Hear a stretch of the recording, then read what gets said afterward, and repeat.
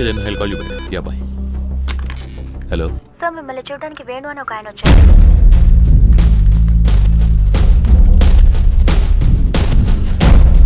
Hello, నేను బిజీగా ఉన్నాను. ఎవరిని లోపలికి పంపించద్దు. Just cancel all my appointments.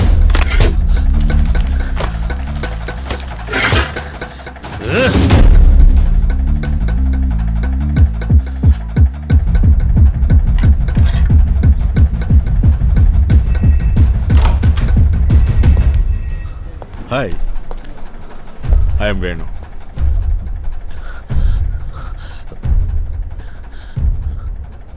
Anything wrong? చెప్పండి. రాంగ్ టైంలో ఎంట్రీ ఇచ్చానా? నో, నేను ఇంకేదో. ఐఎమ్ పూర్ణచంద్ర. శివకుమార్ అలియాస్ పూర్ణచంద్ర.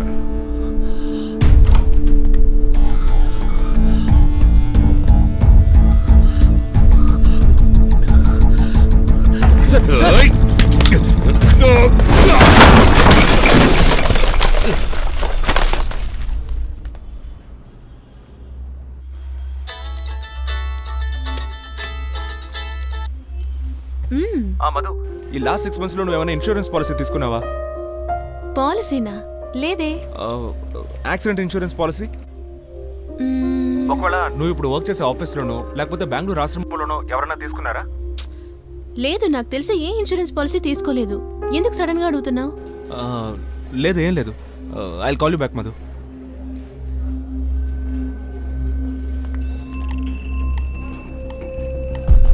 మీరిచ్చిన అన్ని పాలసీలు యాక్సిడెంట్ ఇన్సూరెన్స్ పాలసీలే. అన్నిటి వాల్యూ ₹1,00,00,000. అన్ని పాలసీలు క్లెయిమ్ చేశారు, మధుశ్రీ తప్ప. ఒకటి శాంక్షన్ అయింది, ఒకటి పెండింగ్లో ఉంది. ఇలా ఒక్కొక్కటి ఒక్కో స్టేజ్లో ఉన్నాయి. ₹1,00,00,000 అంత పెద్ద అమౌంట్ అప్రూవ్ చేయడానికి అతనికి పవర్ ఉందా? ₹1,00,00,000 పాలసీ వరకు ఆయన అప్రూవ్ చేయొచ్చు, కానీ అది హెడ్ ఆఫీసులో శాంక్షన్ అవ్వాలి. అందుకే ఆయన వాళ్ళ ఆఫీస్కి వచ్చారు. సార్, ఒకరికి తెలియకుండానే వాళ్ళ పేరు మీద పాలసీ తీసుకోవచ్చా? తీసుకోవచ్చు. ఇక్కడ చాలా లూపోల్స్ ఉన్నాయి. ₹1,00,00,000 పాలసీ అంటే దానికి ఒక క్రైటీరియా ఉంది. దానికోసం మేమే కొంతమందిని సెలెక్ట్ చేసి వాళ్ళ పేరు మీద పాలసీ చేస్తాం. అది వాళ్ళకే తెలియదు. ఒక పెద్ద క్లెయిమ్ అమౌంట్ ఇవ్వడానికి ముందు మా కంపెనీ డిటెక్టివ్ ఏజెన్సీ ద్వారా వెరిఫై చేస్తుంది. అందుకే శైలేష్తో చేతులు కలిపి నేనే ఒక డూప్లికేట్ డిటెక్టివ్ ఏజెన్సీని స్టార్ట్ చేశాను. ఏ ఒక్క విషయం పాలసీ హోల్డర్కు తెలియకుండా మేమే మేనేజ్ చేశాం. ఈ యాక్సిడెంట్ పాలసీకి సంబంధించి కస్టమర్కి ఒక ఫోన్ కాల్ వెళ్ళడమే చాలా రేర్. దాన్ని కూడా వీళ్ళు అనుకుంటే ఈజీగా అడ్డుకోగలరు. చనిపోయిన వాళ్ళ లిస్టులో ఒకరికొకరు సంబంధం లేకుండా ఉన్నారే. How do you select the victims?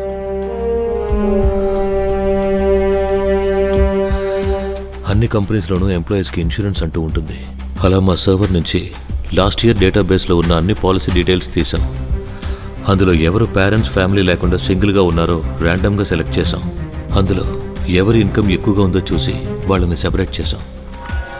నేను ప్లాన్ చేస్తాను, శైలేష్ క్లోజ్ చేస్తాడు.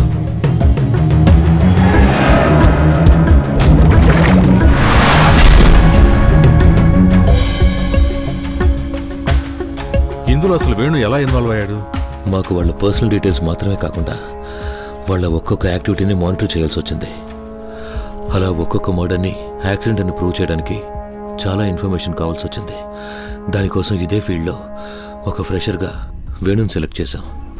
ఎస్, మీరిచ్చిన లిస్ట్లో విమల్ అనే పాలసీకి మాత్రం వాళ్ళ ఫాదర్ విలియం మాథ్యూ ఆ డబ్బును క్లెయిమ్ చేశారు. సార్, విమల్ వాళ్ళ అమ్మా నాన్న ఇద్దరు ఎప్పుడూ చనిపోయారు.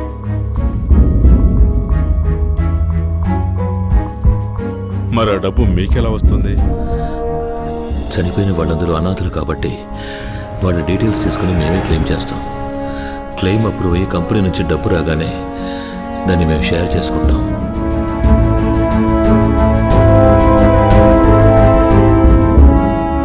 ఒక మృగం కూడా ఆకలేసినప్పుడే ఇంకో మృగాన్ని వేటాడుతుంది. మీరు డబ్బు కోసం ఏమైనా చేస్తారా? ఇందులో ఇంకా ఎవరెవరున్నారు?